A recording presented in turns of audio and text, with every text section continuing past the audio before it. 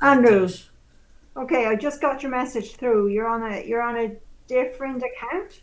No, no, it's just this thing with my hotspot from my phone. Ah, Sometimes it kind of turns off and it yeah, shows like it's still on and you're there like waiting for me, but I yeah, don't know because I think that I have the internet and I don't. So yeah, yeah. Okay, okay. Well, all's good. All's good. yeah, How are you doing? You had Ho- a rough few days. awful. It's just awful. Awful. And like I had this like amazing week and when Mm, everything just got back to me, all that horrible stuff, and I've been just yeah. crying so much, and it's Friday, that Friday night. Okay. So where would you like to go, Andrew? What would you like to talk about this morning? Well, What's it's the the most afternoon pressing? now. Afternoon. Just this thing in Coventry, Mm-hmm. Well, I told you that, so I don't know if I have Yeah, to repeat it yeah, again. That thing, yeah. No. the cathedral and the ruins and this beautiful new thing, and Yeah. that triggered me so Mm-hmm. much. Mm-hmm. And what kind of things was it bringing up for you? I know you were saying you have to go back, you have to look to Yeah, your like past. Oh, about that flat again, about mm, that city and that thing, and I felt like I was that little boy again. And it was so yeah, scary and terrified. yeah, And yeah. It's not easy when you're looking back no, at the and I past. was in that beautiful place, and I just didn't understand why. Mm, mm, mm. Okay, okay. That was a tough few days. That really No, was, you know. it's been so hard. And yesterday was such a beautiful day here, Mm, and I was at that beach, and it was so beautiful, and I just felt so bad. And yeah, yeah. So what's the emotion it's bringing up? I know you've told me unless you want to go through the story again, by all means do. If whatever well, the words I that are, kind of mm, wanted to say something. yeah, I don't know if okay. you've seen this series like Sherlock, the BBC I one. have on and off bits of it here and there. So they I have know they this watch. episode now about this Victorian London, one of them. Yeah. I don't know if you've seen that. No, if it's I haven't seen Sherlock in the last 2 years. So previous to that, I would have watched it. I had sons who So I'll watched it and just give you daughters who watched the it. idea of it. Yeah. Okay. So Sherlock, and he's in London. Yeah. Well, uh, I'll just walk you through that Yeah. process. Okay. Like the series was, you can hear the cat in the background, and I can't Yeah. do anything about it. I That's just don't okay. want to bother, with going down and Yeah. Where so is he? Where is the cat? Is he's he in the house? downstairs. He just wants to go out, but I don't really want to bother with going Ah, down. And okay. Okay. Leave him as he is. He's okay. If he's safe and he's grand, yeah, he just wants to go out, and I won't even hear him. Okay. So so this walk me thing, like through. the series, is based in modern London, and you know how modern London kind of has overcome all those issues, and they had that story about Alan Turing and how they treated him so badly, and they had that guilt. And then Mhm. this particular episode, they go back and they show this alternative version of Sherlock, that Victorian London, that same setting Yeah. that was very like the original novels were Yeah. set there. And when I just looked at it, and it just helped me so much, and I've Mhm. realized I've been fascinated by this series for the last 4 years, and I've been just watching it, and it's helped me cope, and I didn't realize how much it helped me. Mhm. Just Yeah. this Oh, Victorian setting where, yeah, I'll just describe it to yeah. briefly. It's called The Abominable Bride, and it's kind of has all the costumes and the setup and the entourage and the deconsecrated church and all the Mhm. expressions. And I just realized that I tried to recreate that horrible night when, well, I don't even want to say what happened. I tried to recreate it as if it was set in Victorian London, and they tried to exaggerate it, and they tried to imagine my mom in that costume, and I tried to imagine the conspiracy in that deconsecrated church, and that Mhm. thing. I just tried to exaggerate as much as possible so that I could laugh at it. because it was so horrifying, but also, with all those expressions and those costumes, and they are kind of archaic, and no one actually talks like that anymore. Like they say, like, like, I'm not sure that comes within your perfume, Mr. Holmes. No one really says it like that anymore. And I No. just imagined her saying all that stuff, and I just imagined myself saying that, and Mm. it just helped me. I just Oh, laughed, and yeah. it just made me feel a lot better, because I just imagined that, and I exaggerated it so much in my Mm. mind, so that I created that alternative version of what had Yeah. actually happened. I just made it Yeah. with Easier. with that atmosphere. I just Yeah. made it kind of the alternative story Yeah. Yeah. So something that you could actually keep, well, not that you want to keep it in your head, but something that was to easier, process. I just easier to imagine that that the conspiracy, and how she would have conspired mm. at the consecrated church, and when they showed those outfits, and the gun, and it was just so ridiculous. And when Sherlock meets Moriarty there, and he says, like, you know is that ridiculous enough, is that silly enough for you, because it's not real. And like, I'm speaking on behalf of a criminal mastermind. We don't actually Mm. have special outfits. And Sherlock says, like, I applaud this superlative theater. Like, I always love the touch of the dramatic, and you seem to share my enthusiasm about that. And I just Mm. laughed so much, and it just made Yeah. me feel so much better this series. And Yeah. there was something else. Can I tell you that? Yeah. Of course. But you remember, like, John kind of has this. Well, he meets Mary after he thinks that Mm. Sherlock died, and that helps me. And in this Yeah. version, they made Mary this, like, assassin, like, as though she was like a sort of a CIA. Well, she was sort of like a trained killer. Yeah. So when she came to England, well, kind of Sherlock kind of meets her.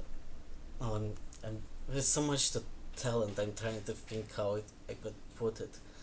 You just keep talking, Andrew, Okay. because it'll come to you Yeah. or it'll make sense to me, one Yeah. or other. Okay. Okay. So he meets her at Leicester Gardens, and he says, "If you think you think, sorry, if you, if I, if I think you are who you are, it will take you less than a minute to figure this out. The lie of Leicester Gardens." And they have those houses, two houses, where they're not Mm. real. They're just those walls, Yeah. and they were made for the metro, Yeah. I mean.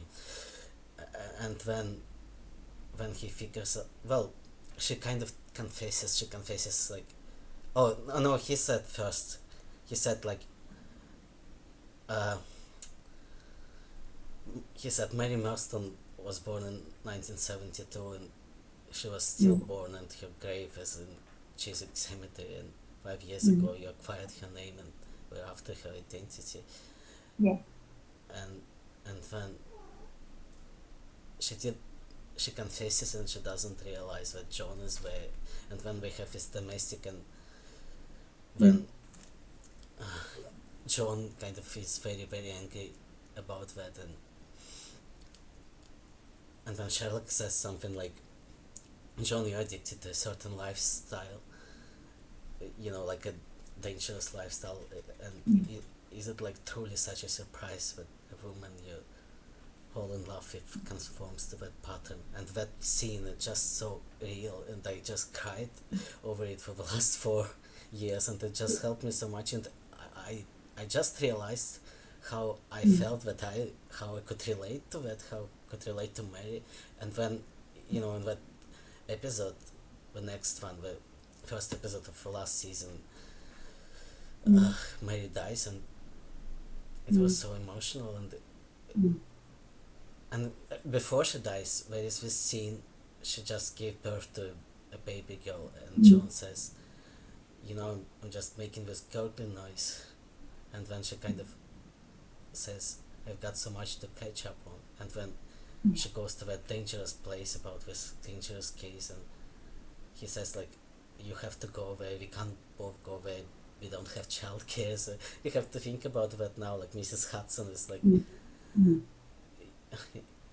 Corfu until Saturday, and Molly has something else, and so she goes away, and then there is this dangerous woman who confesses it, like she's like a psychopath, and then she kind of says like, Sherlock gets away and she says like, perhaps I can still surprise you, Mr. Holmes, and she pulls that, she shots the gun, and Mary jumps in front of Sherlock, and she says, I'm really sorry for shooting you that time, and that was the reference to the previous series, previous episode. And basically John gets there and he cries, and then he says, well, she says like, being Mary Watson was the only life worth living, and I just cried. And then the next episode is how he processes it, and he's so angry at Sherlock, and then he said like, you killed him, and then at the end of the episode he says, it wasn't your fault, and then Sherlock has this sort of affair with that woman that was described in the first episode of the second series, and then he shouts like, yes, she's mad and she's lunatic, but she likes you and she's alive, and it'll be gone before you know it. And he just says it like, before you know it, and he says like, text her, call her, like, do you realize how fortunate you are? And I've just been thinking about this series, and how like when Joan Mary, and when Sherlock gives his speech and he says like, today is it between the two people who love you most in this world, between the woman who you made your wife and between the man you've saved. And like, you know, I know I speak on behalf of Mary as well when I say we will never let you down, and we will have a lifetime ahead to prove it. And then everyone starts to cry, and I'm also crying, and I can't stop it because it's just so helpful. What's it doing? What's it doing to you? Like, I know it's very sad, it's very emotional, on its own, just as Sherlock and just as the TV series. What's it do for you? What is it? It just kind of, I can relate to them so much. And then he says, like, I'll have to tell you more before, so that you could get the context. There is this case where there is like this elite, but you know, was people who got Buckingham Palace, like those uniforms. I can't even remember the name of it. And one of them sends him a letter, and he says like, someone has been stalking me and has been preying on my mind. And Sherlock says, why this particular grenadier? And then they get there and they investigate, and he's in the shower, stabbed, and they think he's dead, but he's not. He's still alive. And John discovers it, and he says like, no, so I'm making do. Like I play the pressure to the wound, and Sherlock is, I'm not in, and he says like, I'm making do, and then he shouts like, call an ambulance now, just do it, to those people who are there. And then Sherlock says in that speech like, it takes me to solve your murder, but it takes John Watson to save your life. And then he says like, I'm the most obnoxious and rude arsehole anyone can ever have for me. Sorry, I'm just losing my words a little bit. So he's basically saying that I'm the most rude person anyone has ever had misfortune to encounter, and I never expected to be someone's best friend, and especially the most kindest and wisest human being, and in that context that kind of John, and I'm kind of redeemed by his warmth and the constancy of his friendship. And I just cried, and I realized that what John does to Sherlock, he kind of teaches him all those skills, and he's changed over the course of that series, and it just helped me so much. And then he says like, trust me when I say it, that he saved my life in so many ways, and I'm thinking he's done the same to me. Yeah. Well, tell me how you say he changed Sherlock's life in so many ways. Yes. How did it, and yours too? How do you feel that? Well, Just because I so we could feel it so deeply, and just mm, that thing, just what he said, where like, do you realize how lucky you are that like that woman who is mad that she likes you, and you have to mm, text her, and you are so fortunate that, and mm, be gone before you know it.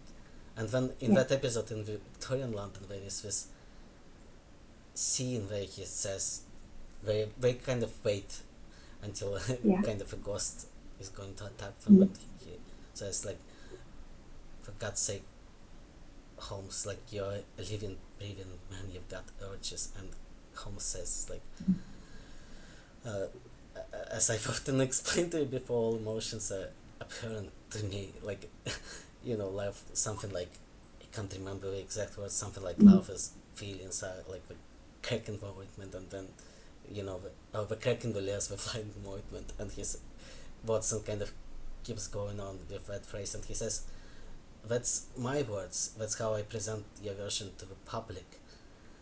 It's mm. not you. Like, you've got to have urges, and Holmes kind of sighs and he says like, oh my god, I've never been so impatient to be attacked by murderous ghosts.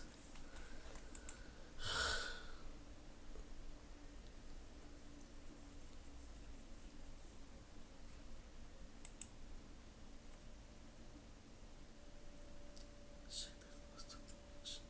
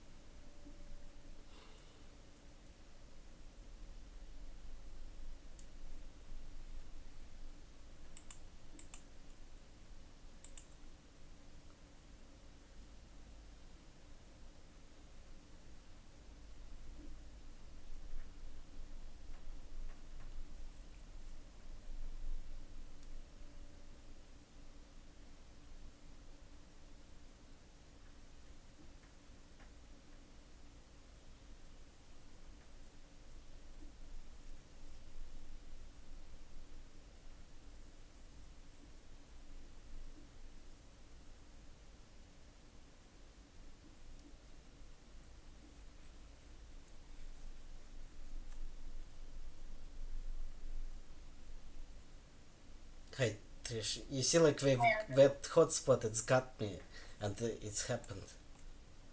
Okay, well, we'll stay on this. Please ignore my background. It's okay. I don't actually know. It's usually just a regular one like yours. So I don't know what. I updated my phone. I don't know what that is. It looks like I'm on some And tropical like, island somewhere. it's just a nightmare that we've changed it. I couldn't find that button to get into my account. I couldn't find it. Yeah. Okay, but look, there's no harm done. Yeah. At least this works. This works. So the part around him finding Mary and the love and the friendship and that connection that the three of them have.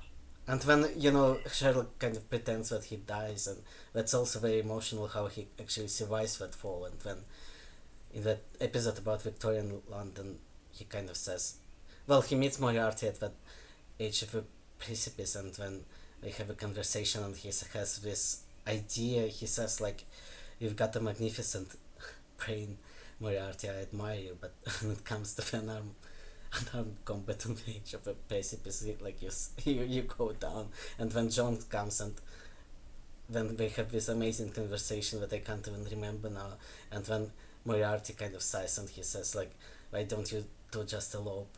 And he says, like, John says, don't you read the Strand, there's always the two of us, and when he keeps him down, and when Sherlock says, like, I always survive a fall, and when he also goes into that, and when at that moment they go back to that modern London, and it's also very, very emotional about his brother, because Sherlock is like an addict, and it turned out that they made the agreement that when the Sherlock has this episode of how he says it, controlled usage, it, his brother like kind of asked him to make a list of what he's taken, and that's his the agreement, and that's just so emotional how his brother like cares about him so much, and he's shown to be like, for example, in one of those earlier episodes, Sherlock calls him at Christmas and he says like, have we passed a new law? Are we going to have a Christmas calls now?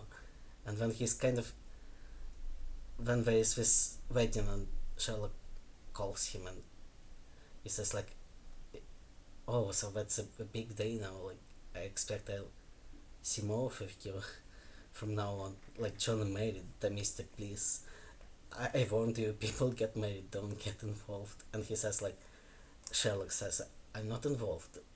And he says like, I believe you, really, absolutely. And you know, the tone says that he, well, well, that's, I think you know what I mean. So what's it triggering in you? I know it's a sad story, it's a happy story, it's funny, it's everything that you need to Yes. watch to distract you. Yes. But is it saying something to you? But I just can relate to all of them, like to Mary and then to John, like he's been to war and that's the setup that he came back from war, and when he meets Sherlock and his but that's a very funny thing that he always goes to therapists and they show this and how he sits there and she says to him, write a blog about your adventures, and he says nothing happens to me, and when he meets Sherlock and he has something to say and that blog is so popular,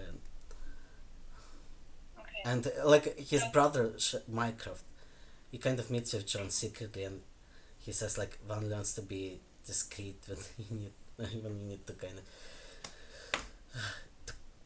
well, basically I can't remember the exact words, but basically that Sherlock doesn't find out about that meeting, and when he says like I'll have to think for a minute before I can think of what to say. John kind of has an intermittent tremor in his hand. Yeah. And he's limping so he walks with that stick. Yeah. And then he meets the brother and he says like, you're under threat right now and your hand is perfectly steady. Like via your therapist, she thinks you're haunted by the memories of a war. She's got it the wrong way around. You miss it. And he says like, welcome home. And he says like, you know, when most people see London, they just see shops and, well, just the usual stuff, and Sherlock sees the battlefield, and so that kind of resonated with me so much. Okay, and I can see it now in your life, in I suppose your travels, in the changes, in it's almost been through the war, isn't it? Yeah, and you know how John says like London is kind of a great cesspool of empire to which all criminals are inevitably drawn into, and when he says like, I made it home, most were not so fortunate, well, something like that he said, and I feel exactly the same, like I made it home and many were not so fortunate.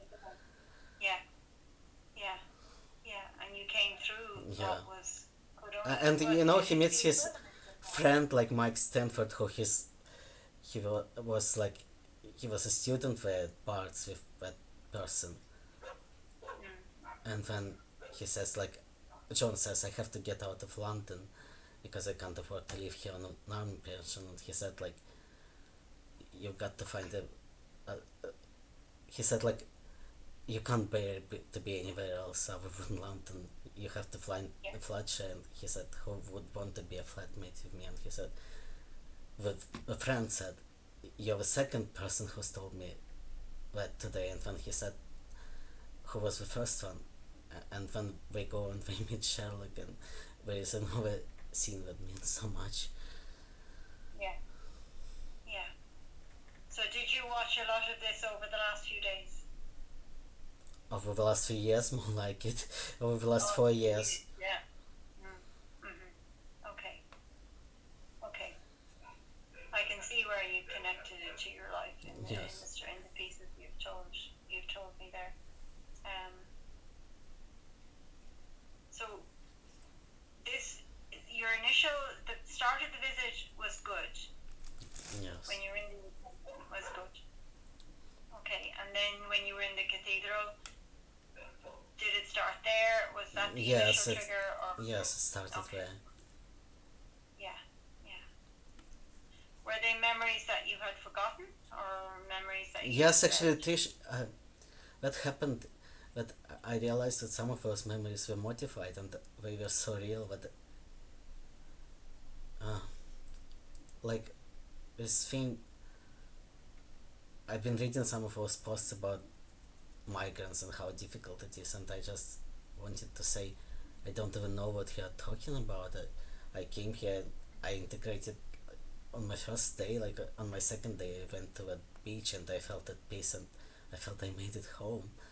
And I just completely forgot about all those difficulties I had with all those visas and permits, and then yeah, it came back to me, and because I saw those posts, and I kind of I'd forgotten all of it, and it just felt like it's always been like it is, like it is now. Like, you remember that group of pensioners in Coventry?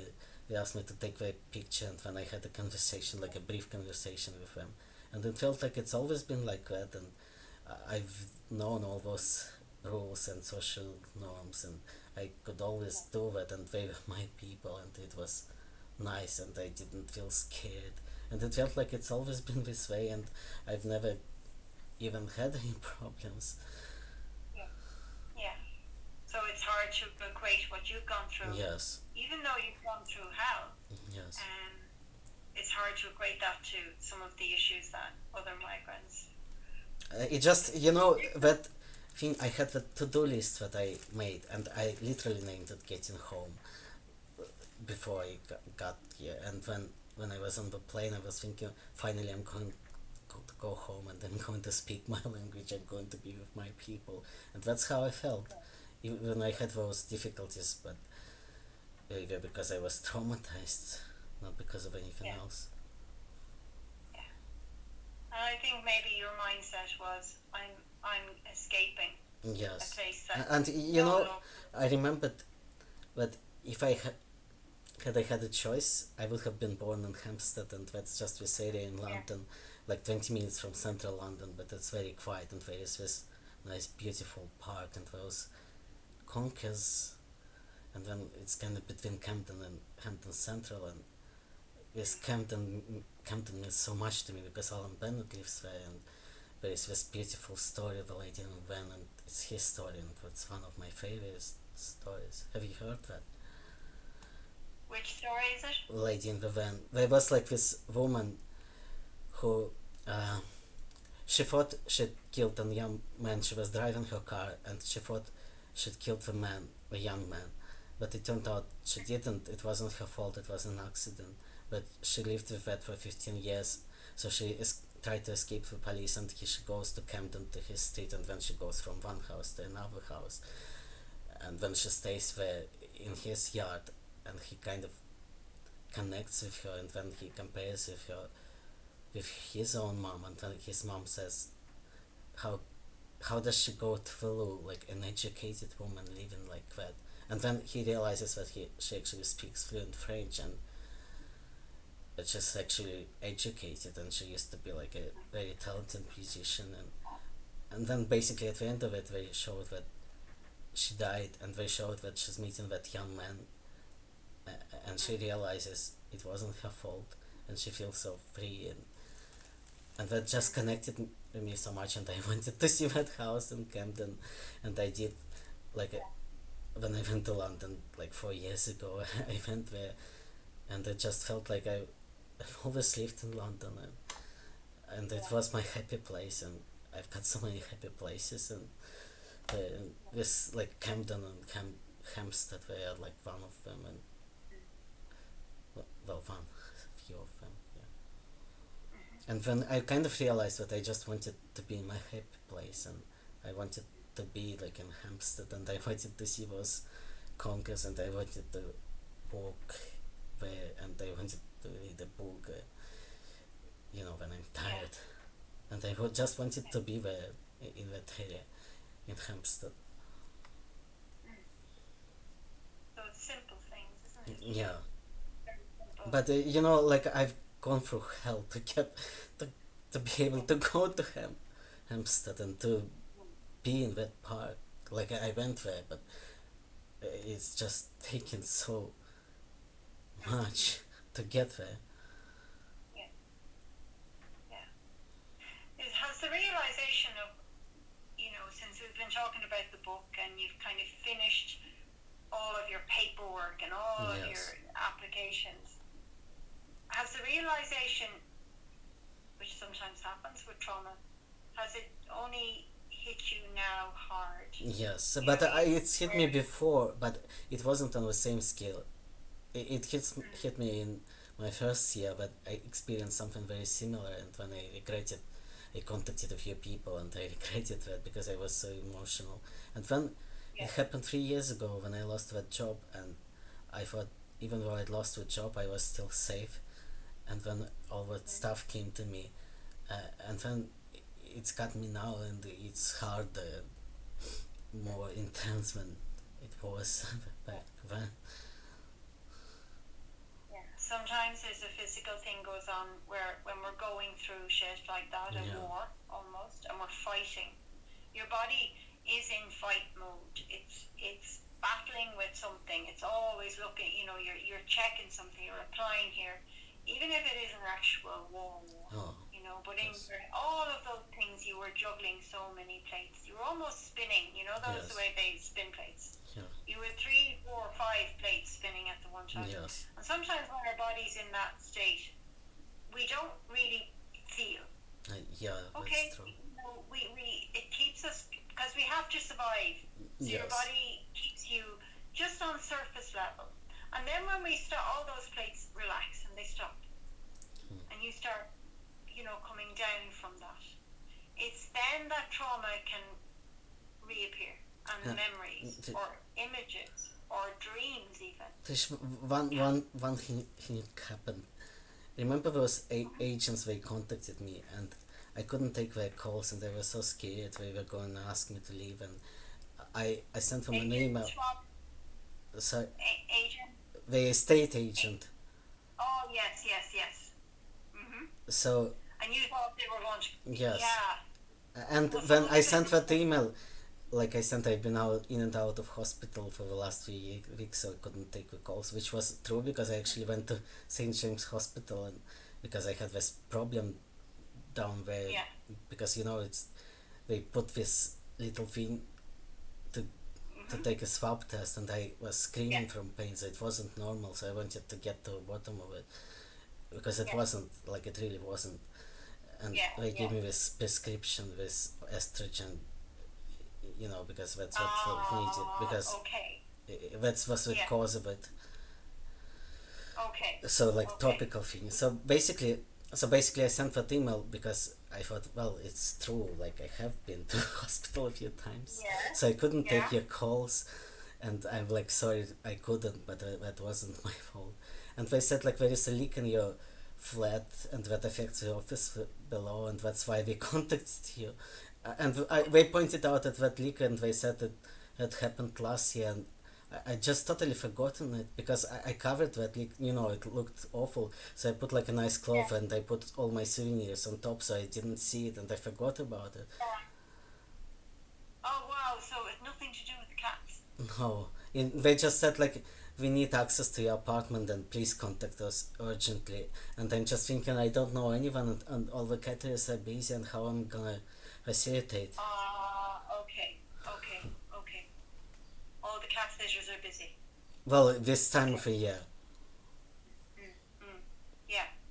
And where is the leak? Whereabouts in the house? But windowsill.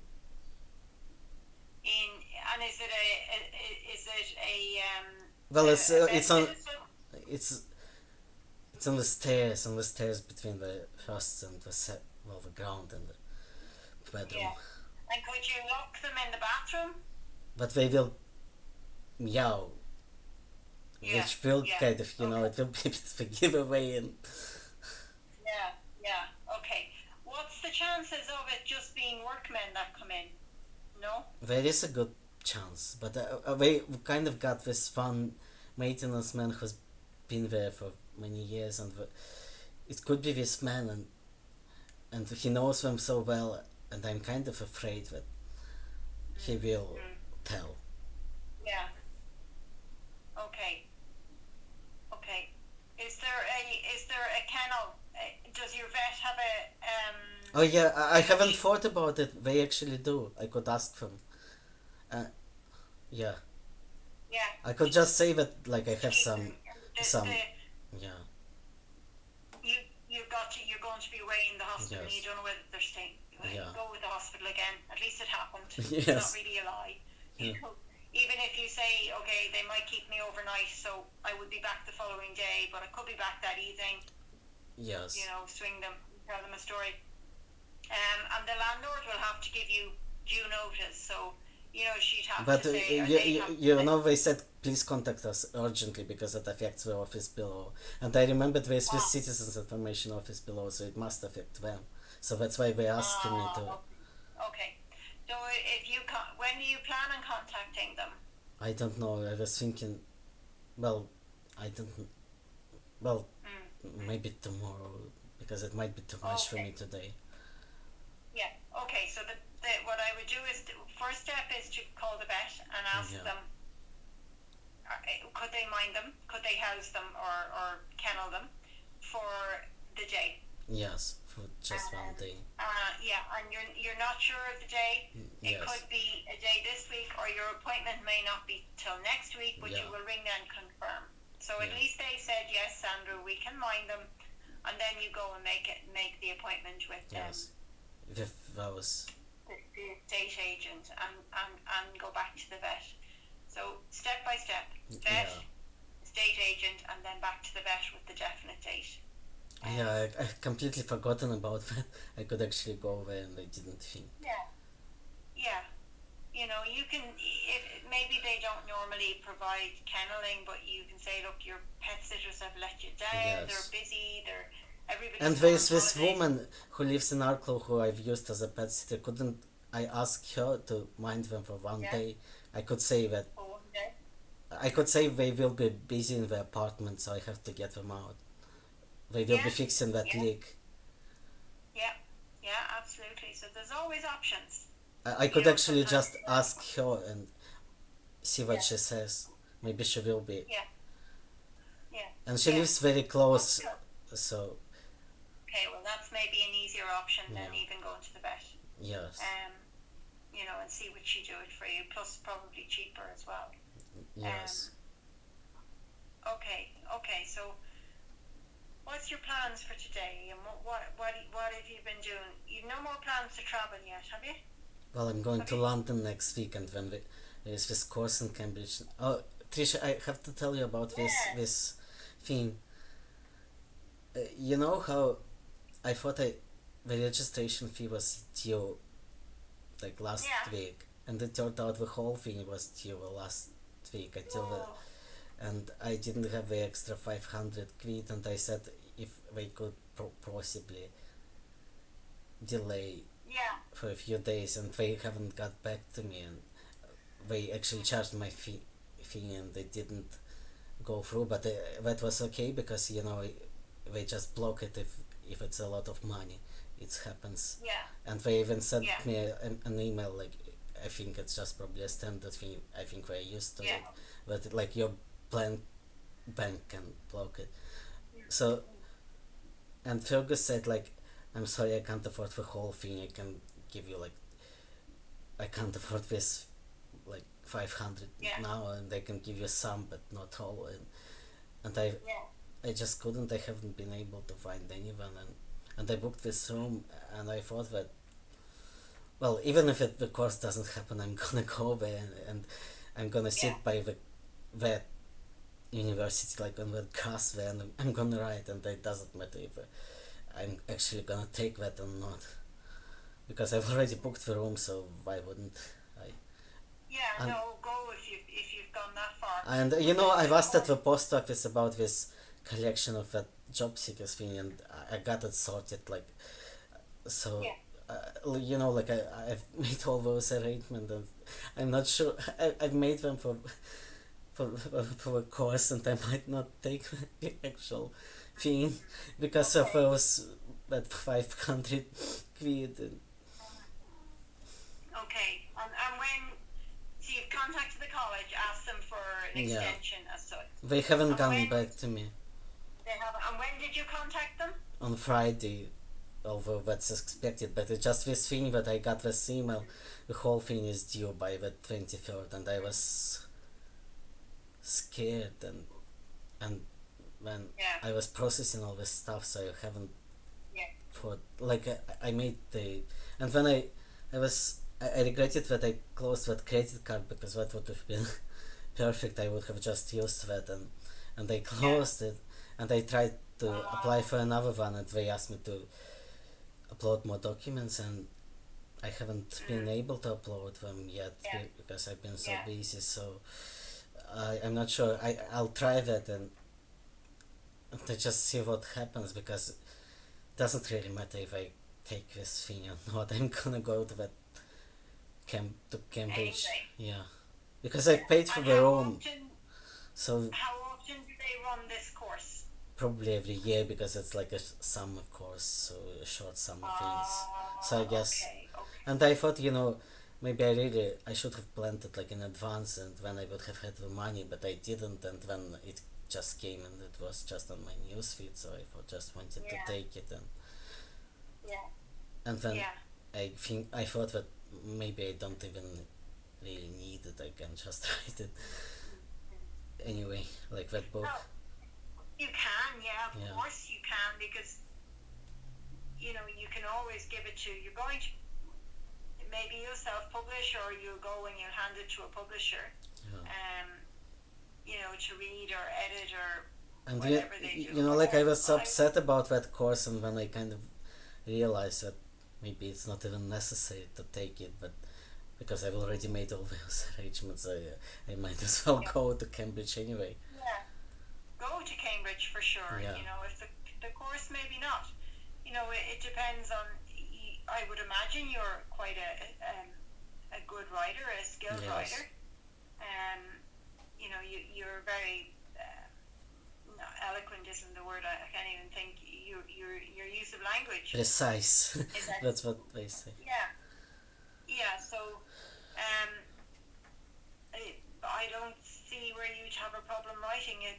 You know what? The first version you write is probably not the one that you'll publish. Yeah. So by the time you've written the rough version down, it could be this time next year when you've time to do the Cambridge course. Yeah, that's true. And you'll be in maybe a better position financially. Yes, maybe, yes. A year makes a huge difference. You could be working Yes. and you'll be renting one of those gorgeous apartments that Yes. you sent me. So yeah, don't panic. Things, as my father used to say, if it's meant for you, it won't pass you by. Yes. It'll happen. You're disappointed. Cambridge would have been lovely to study in, but Yes. there's no reason why you don't. Never say never. But it just, No. I thought they would give me some time, and I thought that I would give her that money like in the next Maybe. couple of weeks. And Yeah, they may do that already. Until they come back, I wouldn't. You don't throw it out yet until yeah, they. and until I they was come just back so and- upset because of that 500 quid that I didn't have. But then, Yeah, like, because I'd been so careful with that money, and that's why I sent you all those things, because I was kind of concerned I was going to save like every single quid for that, yeah, and I was just so upset, and yeah, I'd made so much effort, and yeah. It will happen. It will Yeah. happen for you. do you feel about writing your story? Well, it's kind of so. You know this thing, Oliver Twist. Have you read it? That resonated with me. Like the first part of the book is very sad, and he's been treated so awfully. And when I was gonna leave that book, and I was so happy I got to the end of it, and like he's 14 at the end of the book, and he's hopeful, and he's got future ahead of him, and I felt like my novel was kind of gonna be like that. Like it's like sad but beautiful, and the most important part, like with that happy ending, and like with that hope for the future. Yeah, yeah, And that's kind of how I felt when I was reading those immigrant stories, and I was thinking, I don't know what you're talking about. I've never felt that way. Like I felt like yeah, I've always been, like in Hampstead, in that park. I could smell those conkers. I could smell those trees, and I was sitting there with my Dickens novel, and I was reading it, and I was so sad and that it was so beautiful. yeah, yeah. You know, migrants, I suppose, when they leave their country, some of them hate what's going on in it, but they have a love maybe, or a. But I hate They it, have a and I'm so scared of it. I'm still scared of it, and I don't think that time will come when I'll stop feeling scared. And I think maybe that's the difference. You never belonged there. No. And you know, like I've been living like that since I was like 8, and I discovered like the Harry Potter, and then that Oliver Twist I read when I was 10, and I've been living like that, and I've just been trying to match what had already been in my head with where I physically was. Yeah. That was kind of my goal, and that kept me going all those years. You sent me a gorgeous picture of yourself and John, your friend. Well, Yeah. he's not really my friend, he's kind of my inspiration. Okay. And you're still quite upset about the fact that we're getting older. Everybody's getting older. Every Yeah. birthday comes. Yeah.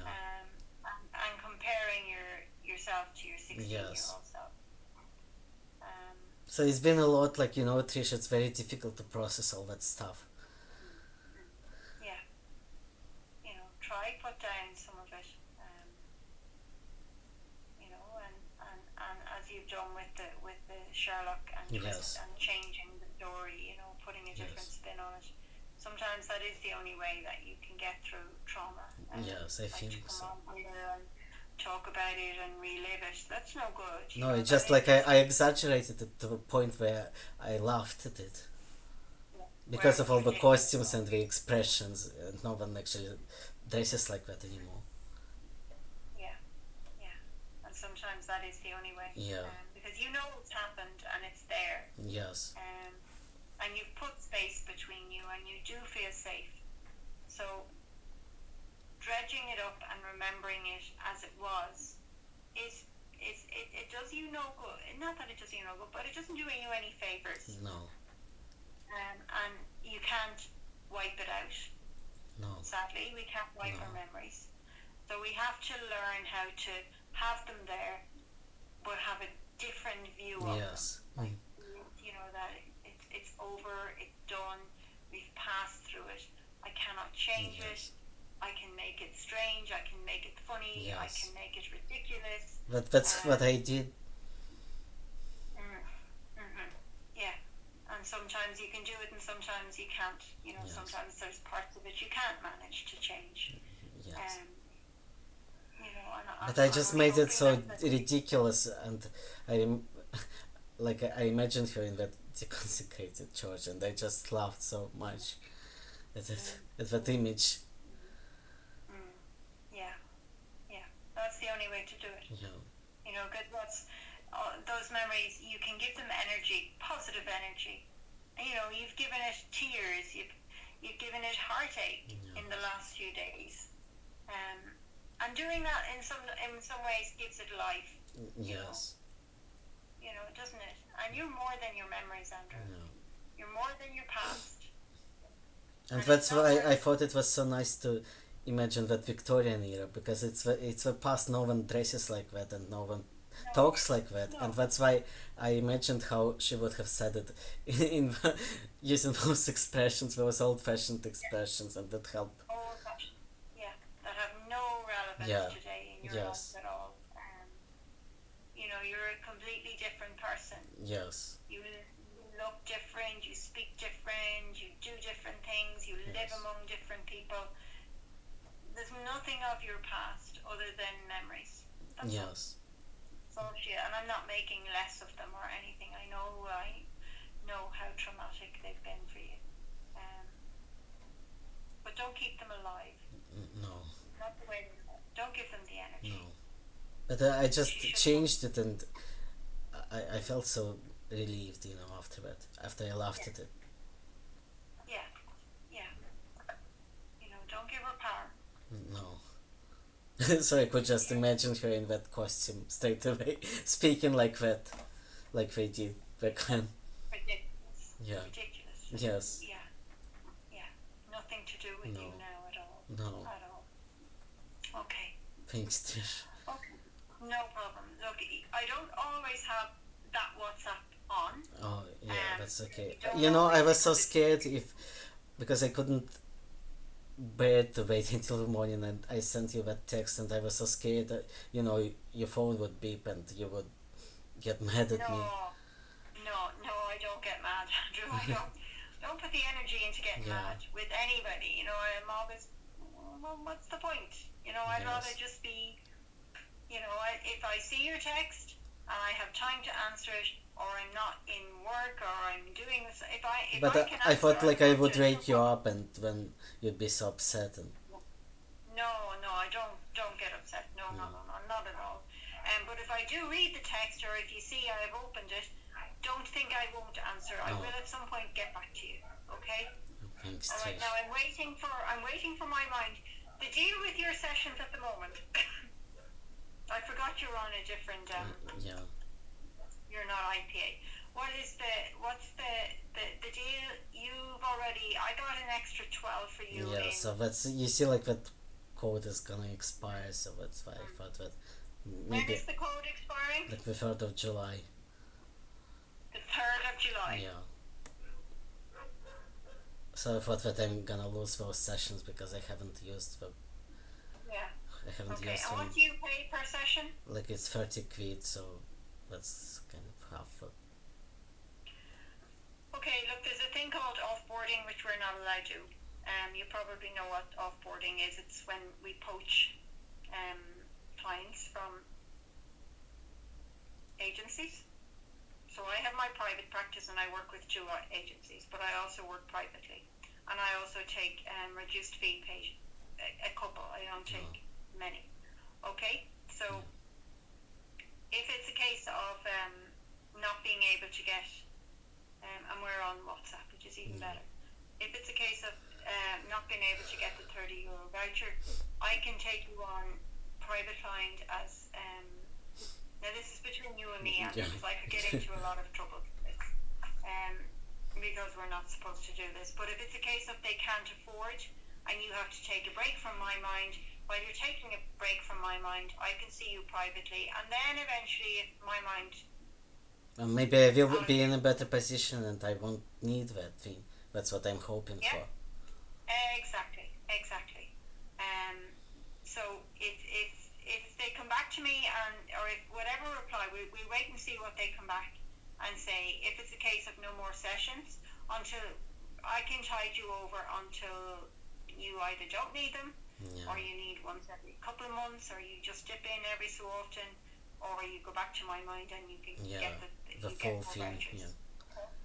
Okay, Thanks, Tish. but So maybe it let's- was good that I lost that hotspot. Thank you very much for that. Yeah. I appreciate it. Okay, no problem. Thanks. Okay, talk to you soon, Andrew. Yeah, thank you. Okay, Bye. bye bye.